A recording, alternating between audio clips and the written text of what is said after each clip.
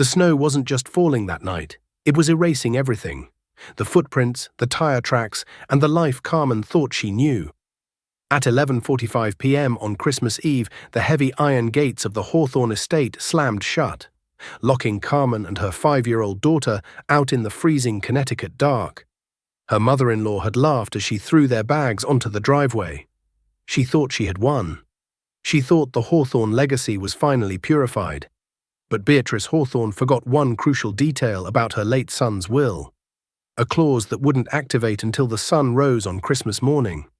By the time the turkey was carved the next day, the locks would be changed, and the hunter would become the prey. The silence in the dining room of the Hawthorne estate was louder than the storm raging outside.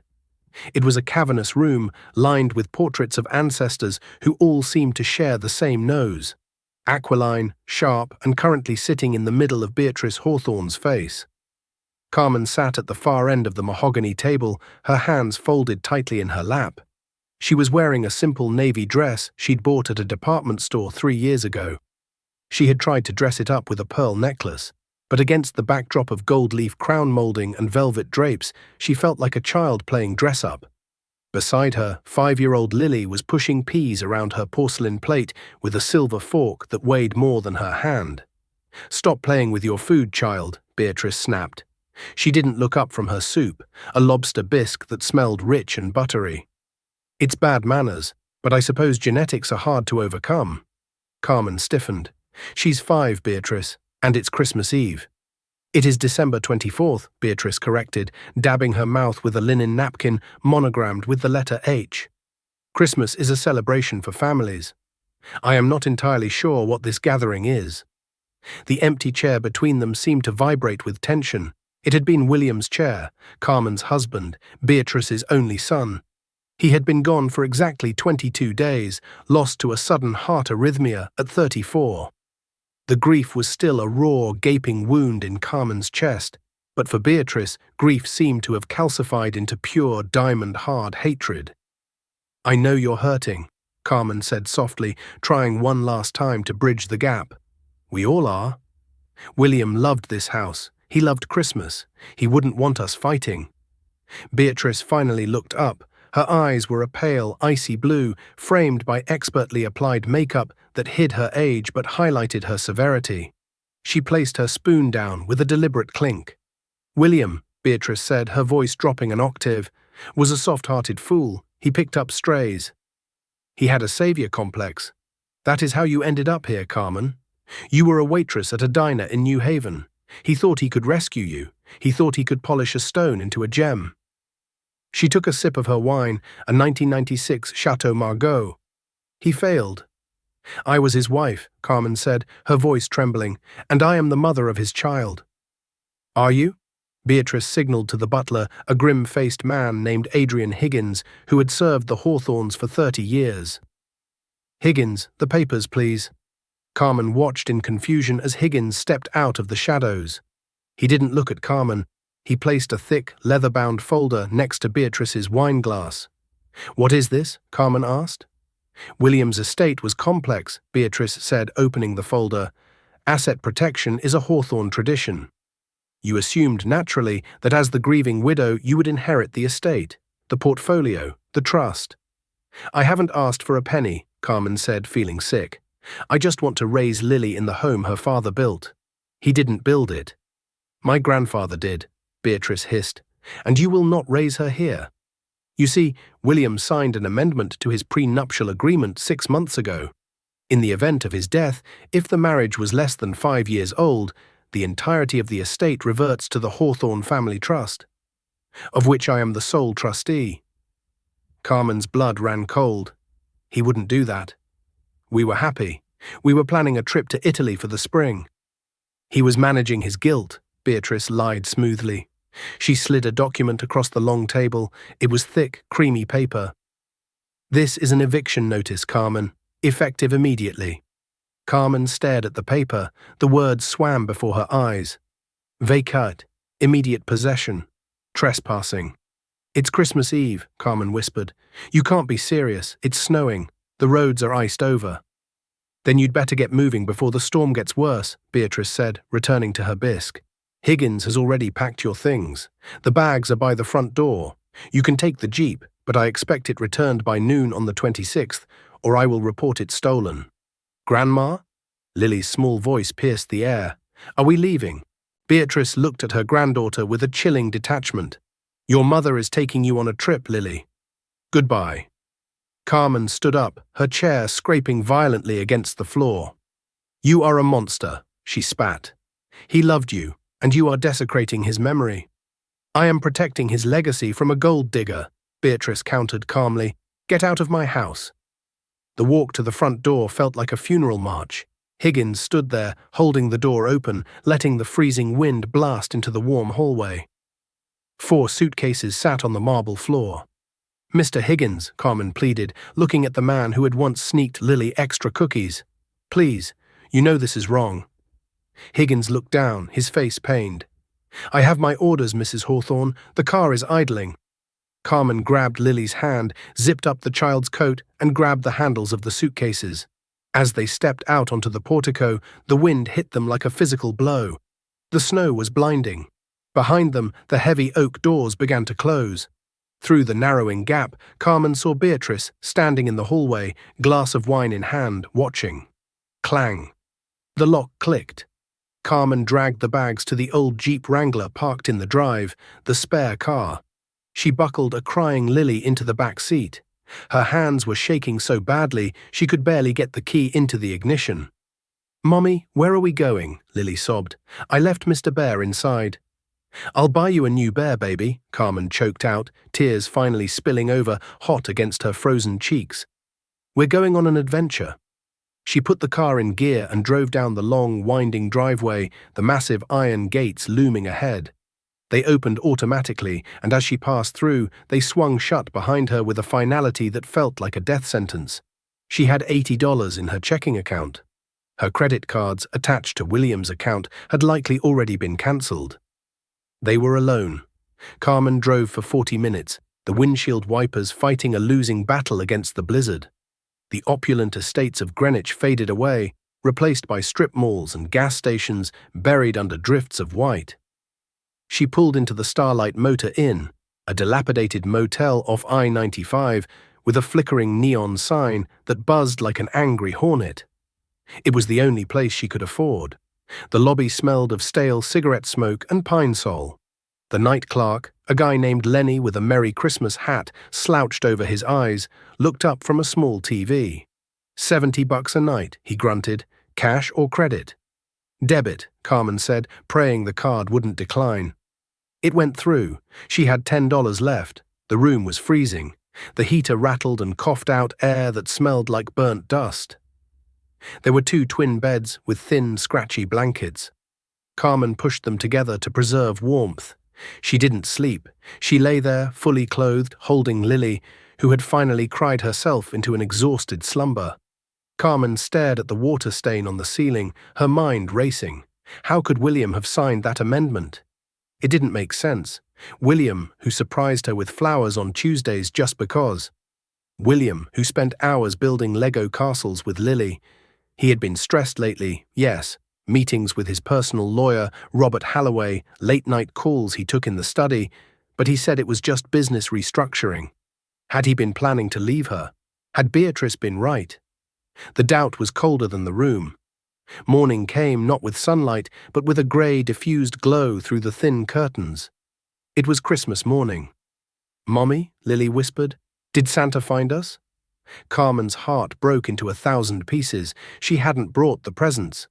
They were hidden in the back of the master closet at the mansion. Santa knows where we are, baby. But his sleigh got stuck in the snow. He's coming later. A sharp knock on the door made them both jump. Carmen's stomach dropped. Had Beatrice sent the police to take the car back early? Had she sent someone to take Lily? Who is it? Carmen called out, her voice shaky. Mrs. Carmen Hawthorne? A deep, resonant voice, not the police. Carmen moved to the window and peeled back the curtain. Her breath hitched. Parked right next to her dirty, snow-covered Jeep was a pristine black Bentley. A driver in a full suit was standing by the rear door, but the person knocking was a tall man in a charcoal wool coat, holding a briefcase. She didn't recognize him. He wasn't one of the Hawthorne family lawyers. He wasn't Robert Halloway. She opened the door a crack, keeping the chain on. Yes? Mrs. Hawthorne, my name is Jonathan Sterling. My apologies, force of habit. My name is Jonathan Blackwood. I am a senior partner at Blackwood, Hale & Associates in Boston. I don't know you, Carmen said, and I don't have money for a lawyer. You don't need money, Mrs. Hawthorne, Blackwood said. He had a kind face, weathered but sharp eyes. I represent the private interests of your late husband, William. Specifically, I represent the Alpha Trust. The what? I've never heard of it. You weren't supposed to, not unless a specific set of conditions was met. Blackwood glanced around the dingy motel parking lot. May I come in? It's freezing out here, and we have a lot to discuss, and Merry Christmas. Carmen hesitated, then undid the chain. Blackwood stepped into the cramped room. He looked wildly out of place, like a diamond in a coal bin. He set his briefcase on the wobbly table and snapped the latches open. Mrs. Hawthorne, are you aware of why your husband hired my firm 3 months ago? No, Carmen said, sitting on the edge of the bed, pulling Lily close. He used the family firm, Halloway and Partners. For public business, yes, Blackwood said. He pulled out a document stamped with a red seal.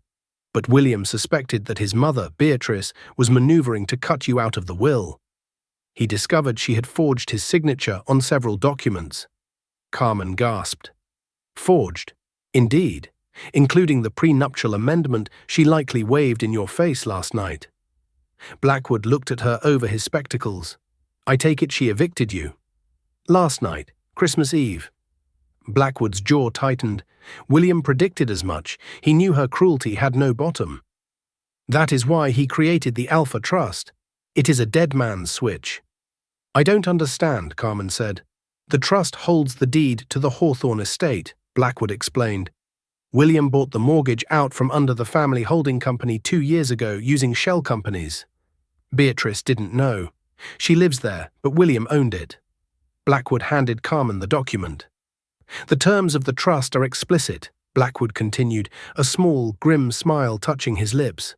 If Beatrice Hawthorne attempts to remove William's wife or child from the premises following his death, the life estate clause granting Beatrice residency is immediately voided. Ownership transfers fully and irrevocably to you, Carmen. Carmen stared at the paper. Grantee, Carmen Marie Hawthorne. Wait, Carmen stammered. I mean, Blackwood said, standing up and buttoning his coat, that you are the sole owner of the Hawthorne estate. Beatrice Hawthorne is currently trespassing in your home. He checked his watch. It is 9 a.m. I have the local sheriff meeting us at the property at 10 a.m. to enforce the eviction of the unauthorized occupant. I suggest we get going. You have a Christmas dinner to host. Carmen looked at Lily, then at the keys in Blackwood's hand. The despair of the night before began to evaporate, replaced by a slow burning fire in her gut. Lily, Carmen said, standing up and grabbing her coat. Get your boots, we're going home. The ride back to Greenwich was silent, but it was a different kind of silence. It was the silence of a compressed spring waiting to snap. Carmen sat in the back of the Bentley, sipping a hot chocolate Blackwood had produced from a thermos. Lily was watching cartoons on a screen built into the headrest. As they approached the familiar iron gates, Carmen saw a police cruiser parked, lights flashing silently against the white snow. A tall officer, Sheriff Miller, was leaning against the hood, arms crossed. He knew the Hawthornes well, mostly from sweeping William's youthful speeding tickets under the rug at Beatrice's command.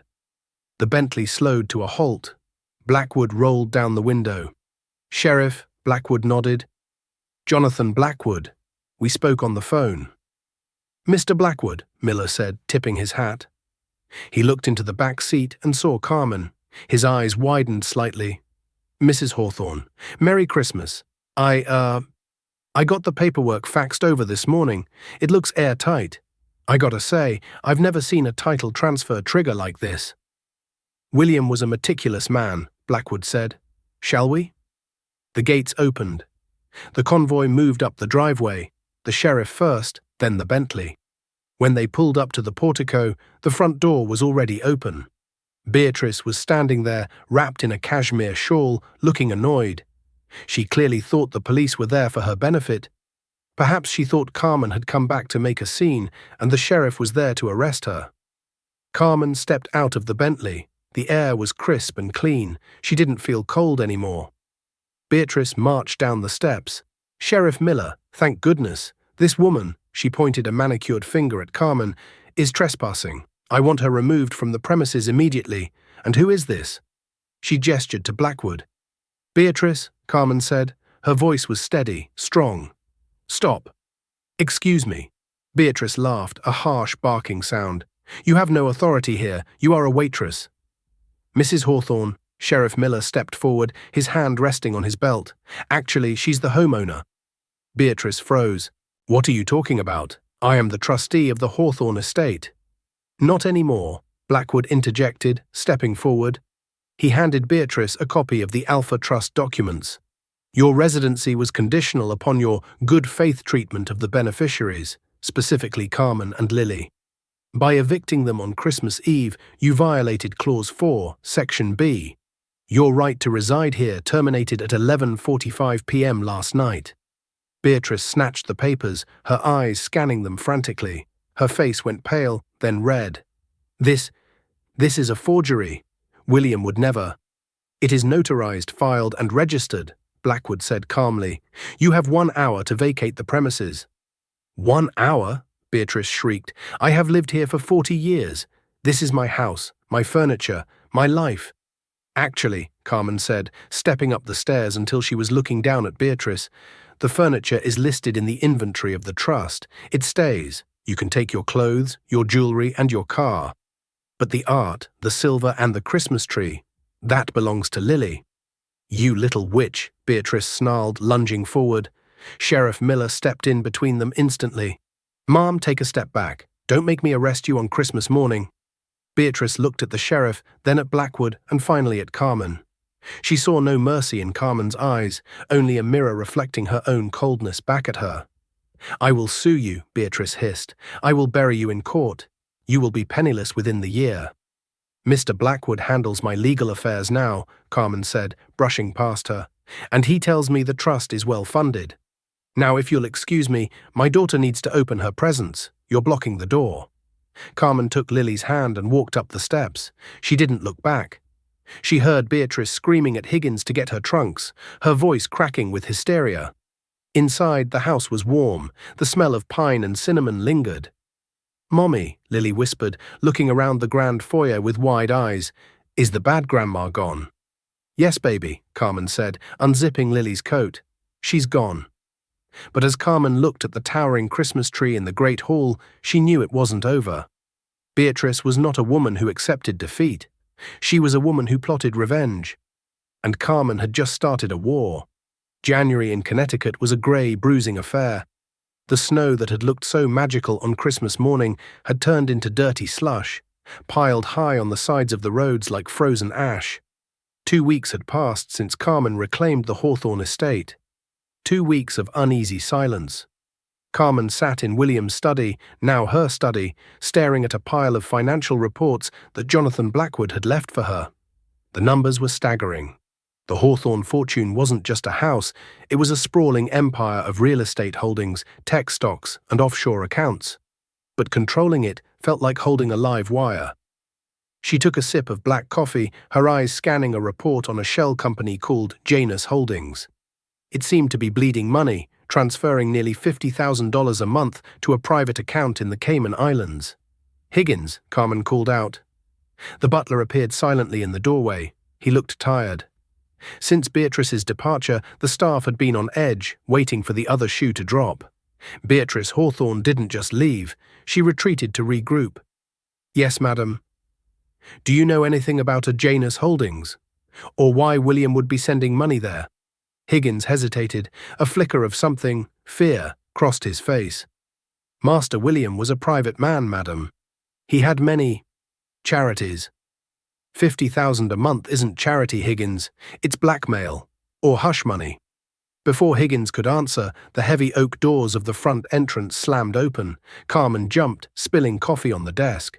She heard heavy footsteps echoing on the marble floor of the foyer. "You can't go in there," she heard the maid Maria shout. Carmen rushed out of the study just as 3 men in dark suits marched into the great hall.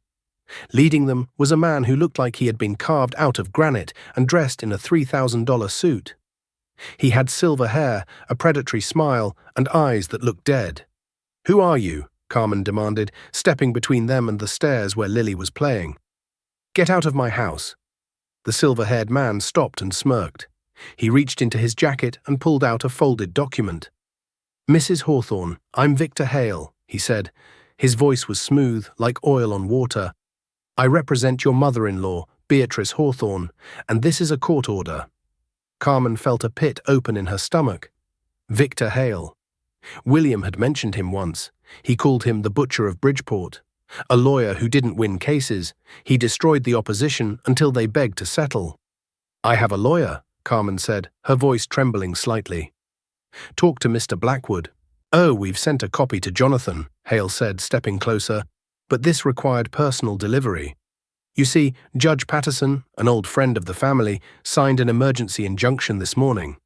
He shoved the papers into her hand. "What is this?" "It's a freeze order," Hale explained with mock sympathy.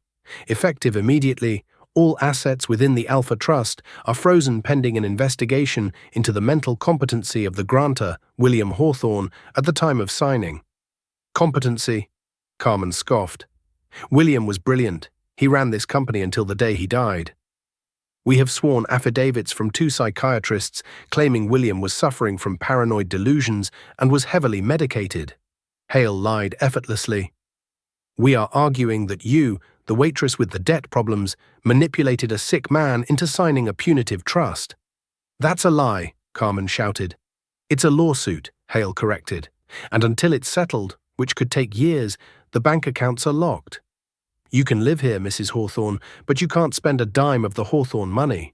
No grocery money, no heating oil, no staff salaries." He looked at Higgins. "I'd start looking for a new job, Adrian. She can't pay you." Higgins stood straighter. "I have not requested payment, sir." Hale chuckled darkly. "Loyalty. How quaint. One more thing, Mrs. Hawthorne." He turned back to Carmen, his smile vanishing. "Beatrice sends her regards. She's staying at the Plaza in New York, racking up a bill that she intends to make you pay when she wins. She suggests you pack your bags again. It's going to be a cold winter." Hale signaled his men, and they turned to leave. At the door, he paused. "Oh, and the custody hearing for Lily is next Tuesday. Beatrice argues that a woman with no income and a history of instability isn't fit to raise a Hawthorne heir. See you in court." The door slammed shut. Carmen stood there, the papers crumpling in her fist. They were cutting off the oxygen. They were going to starve her out. She ran to the phone and dialed Blackwood. "Jonathan, tell me it's not true." "I'm looking at the order now, Carmen." Blackwood's voice was grim. "Hale plays dirty. He's bribed the judge. We can appeal, but it will take weeks. Do you have any personal savings?" $80, Carmen whispered. "Okay, listen to me. We need to find the smoking gun." William didn't just write a trust. He was building a case against his mother for years. He told me there was a fail-safe hidden in the house. A journal, a ledger, something that proves Beatrice wasn't just mean. She was criminal. If we find that, we don't just win the lawsuit, we send her to prison. "Where is it?" "I don't know." He said, "It's where the heart is." Carmen hung up. Where the heart is. She looked around the cold, massive, empty house. William hated this place. He only loved one thing in this world. She ran up the stairs, past the master bedroom, and into Lily's room. Lily was playing with her dollhouse. It was an antique Victorian replica passed down through generations. William had spent hours restoring it, painting the tiny shingles, fixing the tiny furniture. "Mommy," Lily asked, "who was the loud man?" "Nobody, baby," Carmen said, kneeling beside the dollhouse. "Just a bad man." She looked at the dollhouse. "Where the heart is." She reached into the tiny living room of the dollhouse. There, above the miniature fireplace, was a tiny portrait of William and Carmen that William had painted himself. It was the size of a postage stamp. Her fingers trembled as she touched the tiny frame. It felt loose. She pulled it. A click echoed from the base of the dollhouse. A false bottom drawer popped open. Inside wasn't a journal, it was a digital voice recorder and a small vial of clear liquid. Carmen pressed play. William's voice, tired and slurring slightly, filled the pink room. "If you're listening to this, Carmen, I'm sorry, I failed you. I thought I could fix it. I thought if I just gave her control of the company, she'd stop. But she doesn't want the company, she wants it all." A pause. A cough. "She's changing my medication. I saw the bottle in her purse. It's not the beta blockers Dr. Reed prescribed. It's something else. Digitalis. I'm recording this on November 30th. I'm going to confront her tonight. If I die, check the tea. She always makes the tea." The recording clicked off. Carmen stared at the vial. November 30th, 3 days before he died. The tears didn't come this time. Instead, a cold, hard rage settled over her heart, shielding it like armor. They hadn't just kicked her out, they had killed him. The realization that she was living in the house of her husband's murderer changed everything. The shadows in the corners of the Hawthorne estate seemed to stretch longer, reaching for her. Carmen sent Lily to stay with her sister in Ohio the next morning. It broke her heart to put her on the bus. She couldn't afford a plane ticket, and the Bentley was out of gas. But she couldn't risk Lily being used as leverage, or worse, a target. "Just for a week, baby," Carmen had promised. "Mommy has to clean the house." Now Carmen was alone. The house was freezing. Beatrice had cancelled the oil delivery, and the heating oil was running on fumes. Carmen wore William's heavy wool sweaters, pacing the study. She needed to analyze the vial, but she couldn't trust just anyone. Hale and Beatrice had eyes everywhere. The local police, Sheriff Miller, was helpful, but if Beatrice had a judge in her pocket, who else did she own? She needed Dr. Samuel Reed. William had mentioned him in the recording. Not the beta blockers Dr. Reed prescribed. Carmen found his number in William's contacts. He was a cardiologist at Yale New Haven Hospital. She called him from a burner phone she bought at a gas station with cash, paranoid that the landline was tapped. "Dr. Reed?" "Speaking. This is Carmen Hawthorne, William's wife." Silence on the other end. Then a hushed whisper. "Mrs. Hawthorne, I heard about the eviction and the return. Are you safe?" "I don't know," Carmen said. "I found something, a vial, and a recording." William thought he was being poisoned. "Meet me," Reed said instantly. "Not at the hospital. There's a diner on Route 1, the Rusty Spoon. 1 hour. Bring the vial." The diner was empty, save for a trucker eating pie. Carmen slid into the booth opposite Dr. Reed. He was a young man, nervous, with glasses that kept sliding down his nose. She slid the vial across the table, wrapped in a napkin. Reed took it, unscrewed the cap, and sniffed it cautiously. He dipped a testing strip into it, something he'd brought from the lab. "I need to run a full spec," he whispered, "but it smells like foxglove extract. Digitalis. In high doses, it mimics a heart attack. It causes arrhythmia, cardiac arrest." "William died of arrhythmia," Carmen said, her voice flat. "Yes, but his heart was strong. I told the coroner that. I demanded an autopsy." "There was no autopsy," Carmen said. "Beatrice had him cremated the next day. She said it was family tradition." Reed slammed his fist softly on the table. "That witch, she destroyed the evidence. Without a body, we can't prove the toxin was in his system. This vial, it's just a vial. Beatrice will say William was depressed, that he was poisoning himself. She'll spin it." "She's already spinning it," Carmen said. "She's suing for custody, claiming I'm unstable and William was insane." "We need a confession," Reed said, "or a witness." Carmen thought back to the recording. She always makes the tea. "Higgins," Carmen said. "The butler. He served the tea every night. He brought it to the study." "He's been with the Hawthorns for 30 years, Reed warned. "He's loyal to the furniture, not the people." He knew, Carmen realized. When I asked him about the money going to the Caymans, he looked scared. He knows what she did. Carmen stood up. "Keep the vial safe, Doctor. I have a butler to break."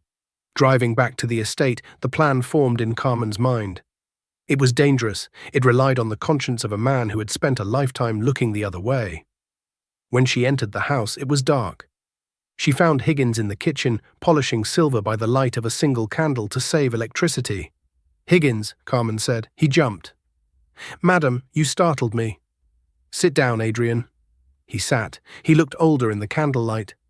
"I know how he died," Carmen said softly. She didn't shout. She didn't accuse. She just stated it as a fact.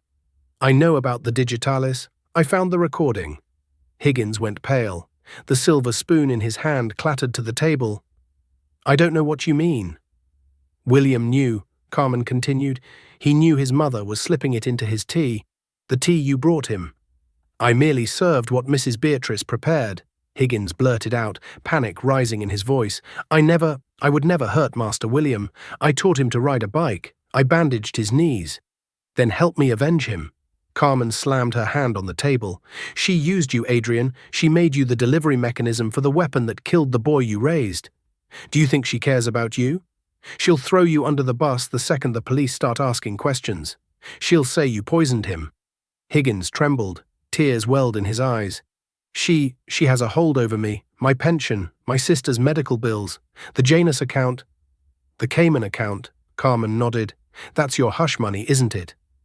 "It's not for me," Higgins sobbed. "It's for my daughter. She's in a specialized care facility in Zurich. Beatrice pays the bills. If I speak, she stops paying. My daughter dies." Carmen stared at him. The cruelty of Beatrice Hawthorne knew no bounds. She didn't just buy loyalty, she took hostages. Carmen reached across the table and took the old man's hand. "Adrian, listen to me. The Alpha Trust, it's worth nearly $100 million.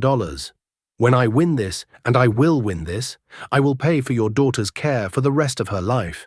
I swear it on William's grave. But I need you to stand up. I need you to tell the truth." Higgins looked at Carmen. He saw the steel in her spine, the same steel William had tried to forge. "What do you need me to do?" "Beatrice is coming back," Carmen said. "She thinks she's winning. She thinks I'm broke, freezing, and alone. I'm going to invite her over. I'm going to tell her I'm ready to surrender, to sign over the deed." "And then?" "And then," Carmen's eyes narrowed, "we are going to have one last cup of tea." The next morning, Carmen called Victor Hale. She played the part of the defeated widow perfectly. She cried. She sounded exhausted. "I can't do this anymore," she sobbed into the phone. "I can't fight her. I have no money. The house is freezing. Tell her to come over. I'll sign the quitclaim deed. Just promise she won't take Lily." Hale was triumphant. "A wise decision, Mrs. Hawthorne. We will be there at 6 p.m. Have the notary ready." Carmen hung up. She called Blackwood. "Get Sheriff Miller, and get a wire." "Carmen, this is dangerous," Blackwood warned, "if she realizes what you're doing." "She won't," Carmen said. "She's too arrogant. She thinks I'm a waitress. She thinks I'm nobody." At 5 p.m., Blackwood arrived with Sheriff Miller and a tech specialist. They taped a tiny microphone under the lip of the mahogany dining table. They set up cameras in the eyes of the stag heads mounted on the wall. Sheriff Miller looked grim. "We need her to admit it, Carmen. We need her to say it. If she just signs papers, we got nothing on the murder charge." "She'll say it," Carmen said. "She won't be able to help herself. She likes to gloat." At 5:55 p.m., the headlights of a limousine cut through the darkness of the driveway. Carmen sat at the head of the dining table. The room was dimly lit. She had lit a fire in the hearth, casting long, dancing shadows. Higgins stood by the sideboard, his face a mask of stone. On the silver tray, a teapot steamed. The front door opened. Beatrice Hawthorne swept in, followed by Victor Hale. She looked radiant. She was wearing a fur coat that probably cost more than Carmen's childhood home. Well, Beatrice said, peeling off her gloves. "Look at this." The squatter finally comes to her senses. She walked into the dining room, her heels clicking sharply. She didn't look at Carmen. She looked at the room, reclaiming it with her eyes. "Sit down, Beatrice," Carmen said quietly. Beatrice laughed. "I prefer to stand. Let's get this over with." "Victor, the papers." Hale slapped a thick stack of documents onto the table, right over the hidden microphone. "Sign here, here, and here. This transfers the deed back to the trust and resigns your position as beneficiary." Carmen picked up the pen. Her hand hovered over the paper. "I'll sign," Carmen said, but I want to know one thing. Oh, spare me the drama, Beatrice sighed. Why? Carmen asked, looking up. Why did you hate him so much? He was your son. Beatrice's face hardened. He wasn't my son. He was his father's son, weak, sentimental. He wanted to turn Hawthorne Industries into a charity.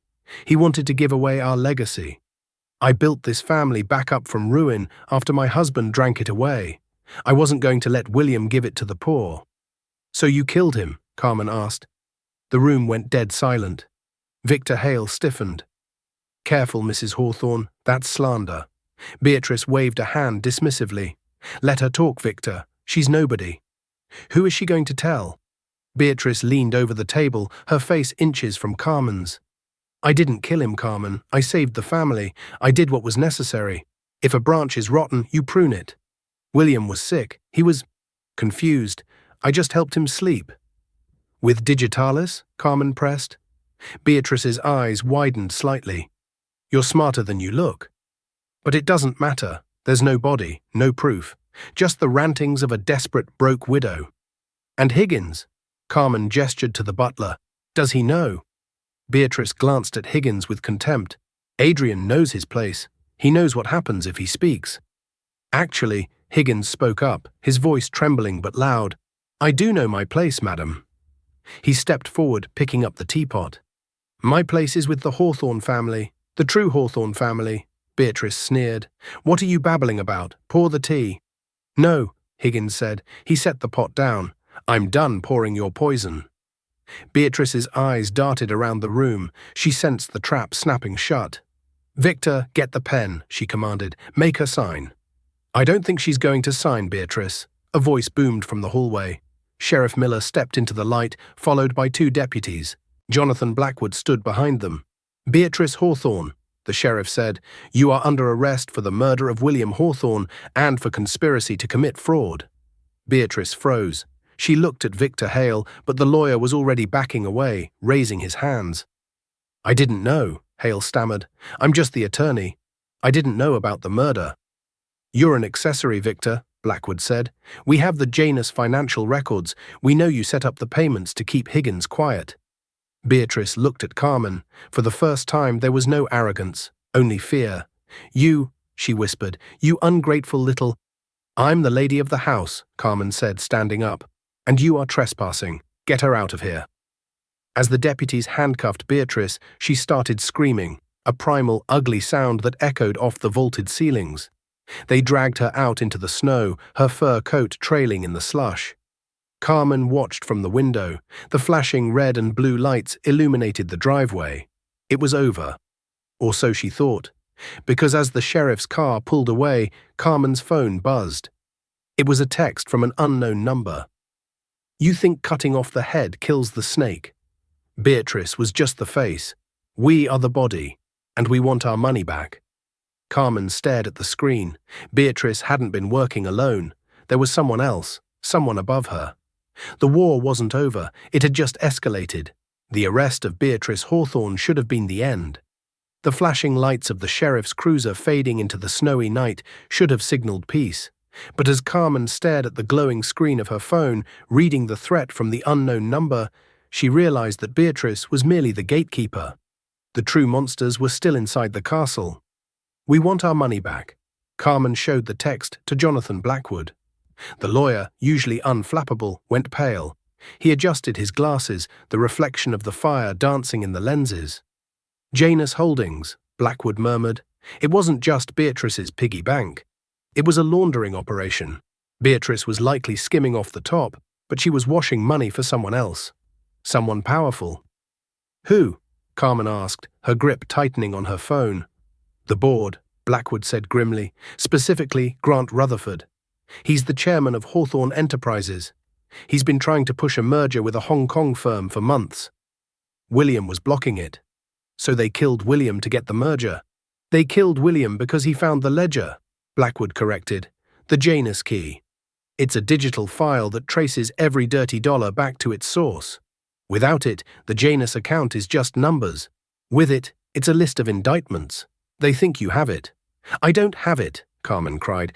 I checked the safe. I checked the study. Beatrice emptied everything before she left. Think, Carmen, Blackwood urged. William said, "It's where the heart is." "You found the poison in the dollhouse. Was there anything else?" Carmen closed her eyes, visualizing the tiny Victorian living room of Lily's dollhouse, the miniature portrait of her and William, the false bottom drawer. "There was a USB drive," she whispered, "taped to the back of the portrait. I thought it was just family photos. I left it there." Blackwood stood up abruptly. "We need to get it. Now. If Rutherford knows Beatrice is gone, he's not going to send lawyers. He's going to send cleaners." But before Carmen could move toward the stairs, the lights in the mansion flickered and died. The hum of the refrigerator ceased. The security panel by the door beeped a long, mournful tone. System offline. The house was plunged into darkness, save for the dying embers in the fireplace. "They cut the power," Sheriff Miller hissed, drawing his service weapon. "My radio is dead. Signal jammer." "They're here," Blackwood said. A heavy thud echoed from the rear of the house, the solarium glass shattering. "Sheriff, take the back," Blackwood ordered, grabbing a heavy iron poker from the fireplace. "Carmen, get upstairs, get the drive, lock yourself in the panic room in the master suite. Go." Carmen didn't argue. She kicked off her heels and sprinted up the grand staircase in the dark, her breath coming in ragged gasps. Below her, she heard shouting, then the deafening crack of a gunshot. She scrambled into Lily's room, her hands shaking so hard she could barely grip the dollhouse. She ripped the tiny portrait off the wall. There, taped to the back with blue painter's tape, was a small silver flash drive. The Janus key. She grabbed it. "Mrs. Hawthorne," a smooth, cultured voice spoke from the doorway. Carmen spun around. Standing in the frame of the door, illuminated by the moonlight filtering through the window, was a man in a black trench coat. He held a suppressed pistol loosely at his side. It wasn't Rutherford. It was a mercenary. "Mr. Rutherford sends his condolences," the man said, stepping into the room. "Give me the drive and you can walk away. You can go back to being a waitress. We'll even give you a severance package." Carmen backed up until her legs hit the bed. "You killed my husband. Business is a contact sport," the man shrugged. William didn't understand that. He thought he could have a conscience and a billion-dollar empire. You can't have both. He raised the gun. "The drive. Now." Carmen looked at the heavy dollhouse on the table beside her. It was solid oak, built by William's grandfather. "Here," she said, holding out her empty hand. "Take it." The man stepped forward, his eyes dropping to her hand for a split second. In that second, Carmen grabbed the dollhouse with both hands and swung it with every ounce of hysterical strength she possessed. The heavy wooden structure smashed into the man's face. He shouted, stumbling back, the gun firing wildly into the ceiling. He tripped over Lily's rocking horse and crashed to the floor, stunned. Carmen didn't wait. She bolted past him into the hallway. She heard heavy boots thundering up the stairs. Sheriff Miller. "Carmen, get down," Miller shouted. Carmen dove to the floor just as the mercenary staggered out of the bedroom, raising his weapon. Bang, bang! 2 shots from the sheriff's revolver filled the hallway. The mercenary dropped, clutching his shoulder. "Clear," Miller shouted. "Blackwood, I got one. Where are the others?" "Front door is secure," Blackwood yelled from downstairs. "The deputies are inbound." Carmen lay on the carpet, clutching the USB drive to her chest. Her heart was hammering against her ribs like a trapped bird. 10 minutes later, the driveway was flooded with lights, state troopers, the FBI. Grant Rutherford was arrested an hour later at his penthouse in Manhattan, trying to board a private helicopter to the Cayman Islands. He had been monitoring the operation remotely, and when the signal jammer went down, the FBI traced the connection straight to his server. Carmen sat on the back of the ambulance, a blanket wrapped around her shoulders. Sheriff Miller handed her a cup of lukewarm coffee. "You okay, Carmen?" "I hit him with a dollhouse," she said, a hysterical giggle bubbling up in her throat. "I hit a professional hitman with a dollhouse." "William built that thing to last," Miller grinned. "Good craftsmanship." Jonathan Blackwood walked over, looking disheveled but triumphant. He held up the silver flash drive in a plastic evidence bag. "The feds just took a look at the files," Blackwood said. "It's everything. Bribes to senators, money laundering for the cartel, embezzlement. It brings down the whole board. Beatrice, Rutherford, Hale, they're all going away for life. And the company? Carmen asked. The stock will tank tomorrow, Blackwood admitted, but the assets are real. The factories, the tech, the real estate. It's all yours, Carmen. You're the sole shareholder. You can burn it down or you can rebuild it. Carmen looked up at the massive dark house. It had been a prison, then a battlefield. I'm not going to burn it down, she said softly. I'm going to open the doors. It took 3 months for the dust to settle, 3 months of depositions, trials, and headlines. The widow who toppled an empire. The waitress and the wolves. Beatrice Hawthorne pleaded guilty to manslaughter and fraud to avoid the death penalty. She was sentenced to 30 years in a federal prison. In her final statement, she didn't apologize. She simply stared at Carmen and said, "You still don't belong." She was wrong. It was March, but the Great Hall of the Hawthorne estate looked like December 25th. A 20-foot spruce tree stood in the center of the room, decorated with thousands of white lights and handmade ornaments. The fire was roaring, the smell of roasting turkey and cinnamon filled the air. Carmen stood at the top of the stairs. She wasn't wearing the Navy department store dress anymore. She was wearing a tailored emerald gown, but on her feet were fuzzy slippers. "Mommy, look!" Lily, now 6 years old, ran in circles around the tree. She was laughing, a sound the house hadn't heard in decades. "Careful, Lil Bit," Adrian Higgins called out, walking in with a tray of hot cocoa. Higgins looked 10 years younger. He was no longer the terrified servant. He was the estate manager. Carmen had not only kept him on, she had doubled his salary and paid off the blackmailers in Zurich.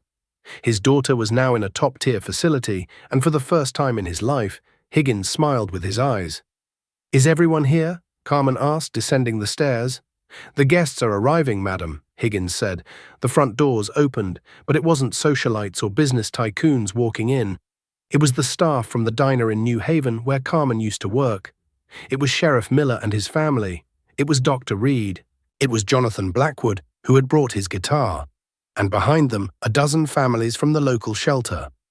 Carmen had turned the East Wing, the wing Beatrice had reserved for her rare art collection, into a temporary housing initiative for single mothers.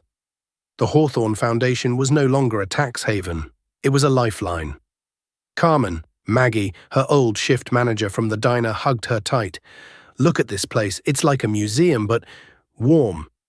"It's a home, Maggie," Carmen said. Jonathan Blackwood approached her, handing her a glass of champagne. "To William," he said softly.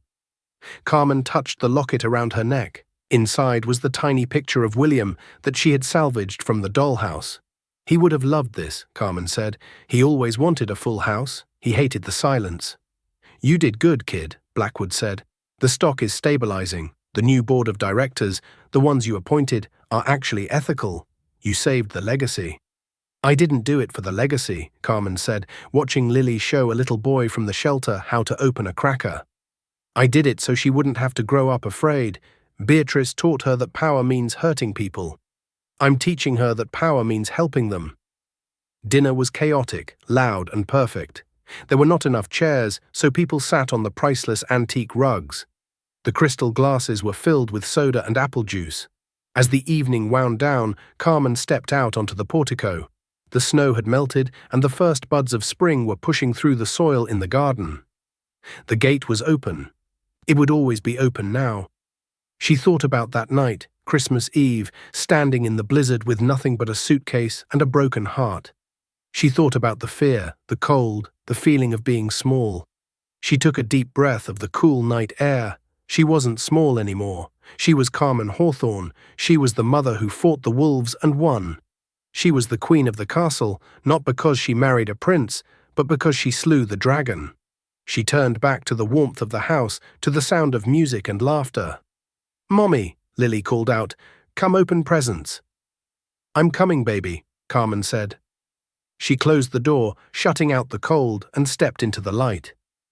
So the mother-in-law, who thought she could throw a waitress into the snow, found herself in a prison cell, while the woman she underestimated turned a house of greed into a home of hope. Carmen proved that legacy isn't about the blood in your veins, but the fire in your heart. Beatrice had the mansion, the money, and the name, but she lacked the one thing that actually makes a family: love. And in the end, that was the only currency that mattered. What do you think? If you were Carmen, would you have let Beatrice rot in jail, or would you have shown her mercy? Let me know in the comments below. If you enjoyed this story of justice served cold, please hit that like button. It really helps the channel. Don't forget to share this with someone who needs a reminder that the good guys do win, and subscribe for more true-to-life dramas. See you in the next video.